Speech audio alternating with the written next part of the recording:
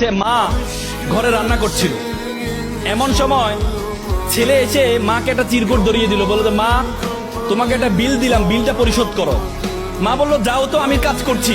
বলছে না মা, তোমাকে একটা বিল দিলাম, বিলটা পরিশোধ করো।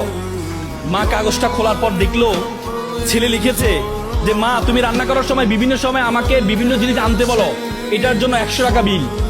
তুমি আমাকে গাছে পানি দিতে বলো, এটার জন্য 100 টাকা বিল। তুমি মাঝে মধ্যে দোকানে পাঠাও, এটার জন্য 100 টাকা বিল। মা এটা দেখে দাঁড়ানো অবস্থা থেকে বসে যায়। বসে যাওয়ার পর বাবা তুমি লিখেছো? বলছে মা হ্যাঁ আমি লিখেছি। বাবা তুমি লিখেছো? বলছে মা হ্যাঁ আমি লিখেছি। বললো যে এক কাজ কর, তোমার জন্য আমি একটু নুডলস রান্না করেছি, নুডলসটা তুমি খাও আর তোমার বিলটা আমি নিয়ে আসতেছি, তুমি একটু ওয়েট করো।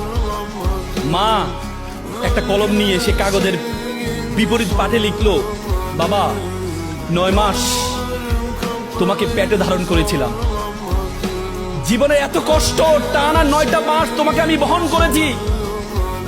রাতে ইচ্ছে করতো একটু ডান পাশ হই, কিন্তু ডান পাশ হতাম না, আমার বাবুটা যদি পেটে ব্যথা পায় সেজন্য আমি ডান পাশ হতাম না।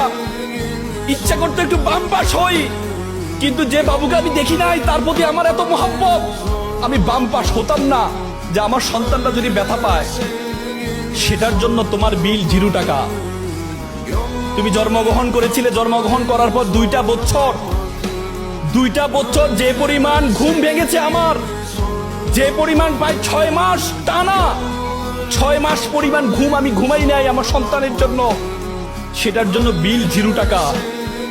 তুমি পিঠা পছন্দ করতাম, ওই দিন পিঠা রান্না করেছিলাম তোমার জন্য, পরিবারের সকলেই পিঠা খেয়েছে, সর্বশেষ একটি পোড়া পিঠা ছিল, সারাদিন কিছু খাইনি, চিন্তা করেছিলাম পিঠাটা খাবো। তুমি বাইরে থেকে দৌড়িয়ে এসে বললাম মা এটা কি অন্য পিঠা, এই পিঠাটা আমি খাবো। আমি তোমার দিকে একটু তাকিয়ে আমার সন্তানের হাসি দেখে নিজের পেটের মধ্যে যে খিদা আছে সেই খিদার দিকে আমি তাকাইনি, সেই খিদার দিকে আমি তাকাইনি, আমি তোমাকে সেই পিঠাটা দিয়ে দিয়েছিলাম। তুমি খাচ্ছ, আমার অন্তরের যে বাসনা, অন্তরের যে ভালোবাসা আমি প্রকাশ করতে পারিনি, সেই বিলের জন্য তোমার জন্য 0 টাকা। সন্তানকে যখন দেয়া হলো, সন্তান এটা দেখে মাকে জড়িয়ে ধরে কান্না করে বলল মা তোমার থেকে আমি, তোমার কাছ থেকে কোনো বিল আমি চাই না। চুমু খেয়ে ছেলে কান্না করে দিয়েছিল। আজকে আমরা প্রতিদান চাই, কিন্তু মা বাবার প্রতিদান তুমি কখনো দিতে পারবা না।